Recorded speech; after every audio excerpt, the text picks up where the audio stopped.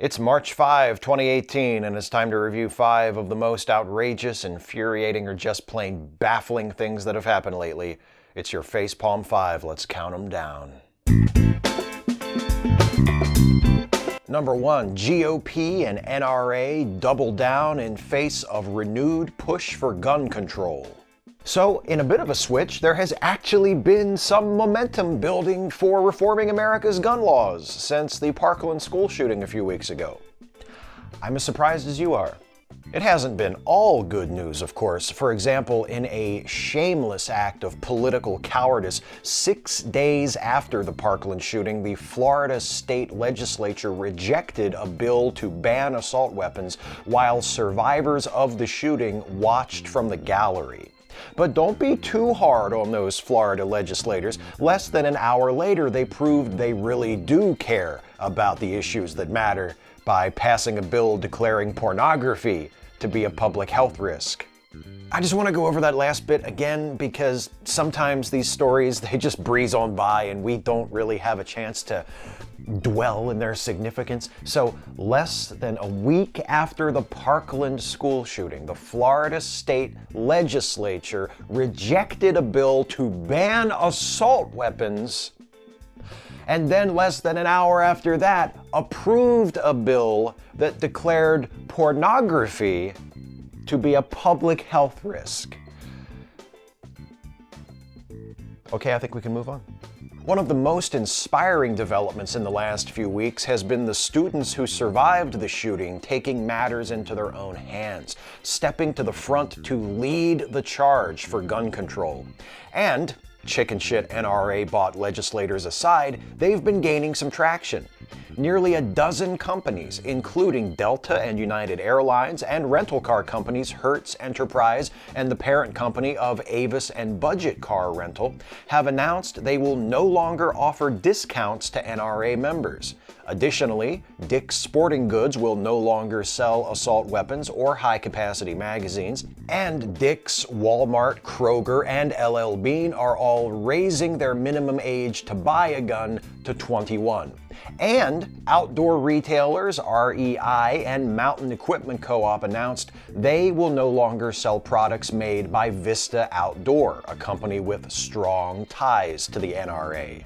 The NRA and its servants in Congress and state legislatures around the country aren't taking this lying down. In addition to the aforementioned rejected assault weapons ban in Florida, the state legislature in Georgia recently passed a bill that rescinded a tax break that would have benefited Delta Airlines after Delta announced it would no longer offer discounts to NRA members. And just in case you think that maybe that's just a coincidence, right before that bill was passed, the Lieutenant Governor of Georgia tweeted this: "I will kill any tax legislation that benefits Delta unless the company changes its position and fully reinstates its relationship with the NRA.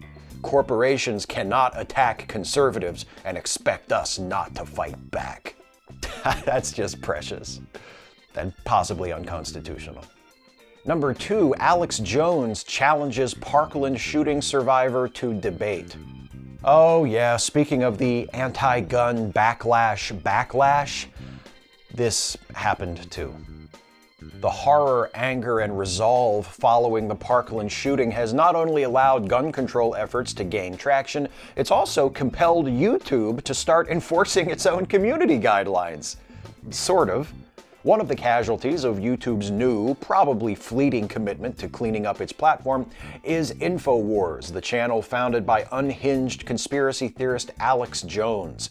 A video accusing students who survived the Parkland shooting of being paid crisis actors was removed by YouTube, and the Infowars channel has received 2 strikes for violating YouTube's rules. One more strike, and the channel will be terminated. Alex Jones, who has also recently been accused of racial discrimination and sexual harassment by 2 former employees, responded with all of the maturity and dignity we've come to expect from him by attempting to bully one of the students who survived the Parkland shooting into a debate with him. David Hogg, who has been among the most vocal of the student activists, tweeted that Jones was a shit journalist, accurate, and offered to come on his show to clear a few things up. Jones immediately responded, saying he would love to have the teenager he had accused of lying about being in a shooting on his show.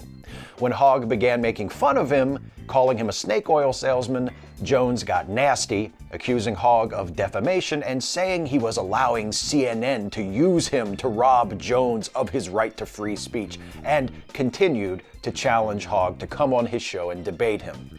Eventually, citing Jones's history of declaring mass shootings to be hoaxes and accusing grieving parents and survivors of being paid crisis actors, Hogg rescinded the offer to appear on his show. Good for him. You know, with kids like David Hogg and Emma Gonzalez, how awesome has she been in all this, taking the lead? I'm starting to feel a little bit of hope about this gun situation in the U.S. There's a new generation taking the lead, speaking truth to power, pushing for change and meaningful reform, and maybe with them on our side, some of us in the United States can at long last overcome this perverse attachment to our guns that we have, and we can finally... Number 3, church holds blessing ceremony for assault weapons. Okay. Yes, this actually happened. A church in Newfoundland, Pennsylvania held a ceremony last week where hundreds of people brought their AR-15s into the sanctuary to be blessed, while the leader of the church prayed for, quote, a kingdom of peace police and peace militia, where the citizens, through the right given to them by Almighty God to keep and bear arms, will be able to protect one another and protect human flourishing. Many attendees also wore crowns, some of which were decorated with bullets. The ceremony doubled as a mass wedding/vow renewal service. The AR-15. Tell her you'd marry her all over again.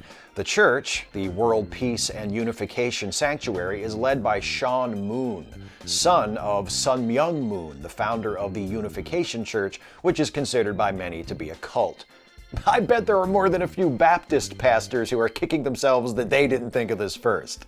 And if Reverend Moon Jr. wants to get his own cult off the ground, he has got the right idea, and he has definitely come to the right place. Because if there's anything we Americans love more than our own children or even our gods, it's our guns. Speaking of children, by the way, an elementary school located near the sanctuary church held classes somewhere else that day as a safety precaution. This is real. This is really happening. Number 4, armed teacher fires gun after barricading self in classroom. Yeah, of course. So, after the Parkland shooting, one of the proposals floated to prevent future school shootings was arming teachers. This proposal was supported by the NRA, which represents the interests of people who make and sell guns, and also by Donald Trump, who usually just repeats the opinion of the last person he spoke to. Then, last week at Dalton High School in Dalton, Georgia, a social studies teacher barricaded himself inside his classroom during a planning period and fired a handgun at a window when the principal attempted to enter the room. No one was hurt, and the teacher was taken into custody by police less than an hour later. A student at Dalton High School, who was scheduled to have that teacher's class that day, told the Associated Press, quote, I feel like there just shouldn't be guns at school at all. Right? When your country has more school shootings than any other country in the developed world, the solution to the problem is not guns in schools. Obviously, you would hope that anyone who would suggest such a thing would be laughed out of the room, not invited on TV or to the White House to talk about it as though they had an idea that was valid and worth debating. I mean, what the fuck are we doing? And now the segment devoted to some of the other things Donald Trump has done recently to disgrace the presidency and embarrass and/or endanger the United States and the rest of the world. It's number 5, the further misadventures of Lord Dampnut. Please keep in mind, as always, the following is not a complete list. He held a meeting with a bipartisan group of legislators where he seemed to think the gun used in the Parkland shooting was bought on the black market. It wasn't. It was legally purchased. But where he also seemed to kind of be in favor of some gun control measures, like expanding background checks and raising the minimum age for gun purchases. Oh, and he accused some Republican senators of being afraid of the NRA. Ooh, them's fighting words.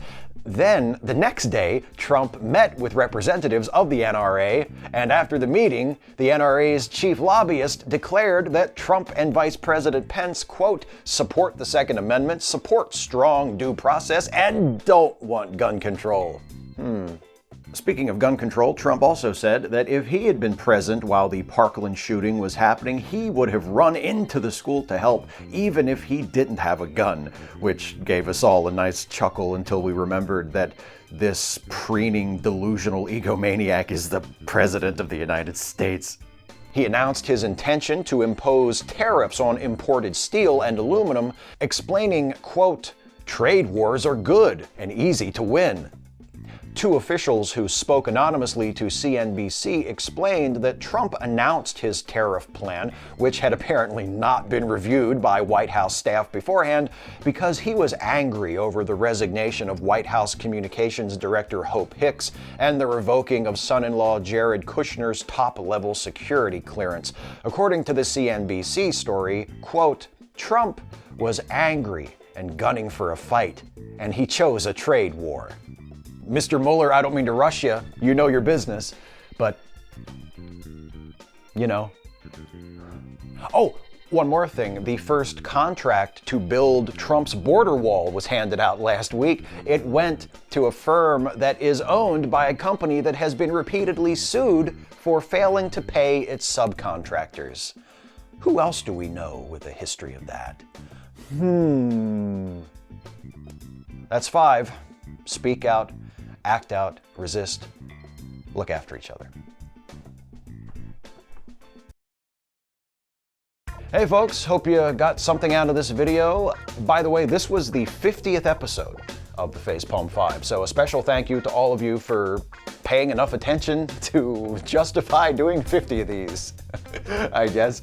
For those of you who do enjoy this work that I do, I would encourage you, if you can afford it and if you think I'm worth it, to help me continue making videos like this by supporting this channel through Patreon. You can go to patreon.com/Steve Shives to become a supporter of this channel for as little as $1 a month. But if you can afford to go a little bit above and beyond that level and pledge, say, $5 a month or more, you can take advantage of some special perks in the Patreon campaign, including a shout out at the end of the Facepalm 5 for all $5 plus patrons like these folks who are my newest $5 or more per month patrons since the last time. Rob Avnet, thank you Rob. Esme, thank you Esme. And David Ackerman, thank you David. Thank you to all of my patrons at whatever level of support you are currently pledging. Thanks to all of you for watching, whether you're patrons or not. I appreciate all of your support in all of the forms it takes, and I'll see you next time.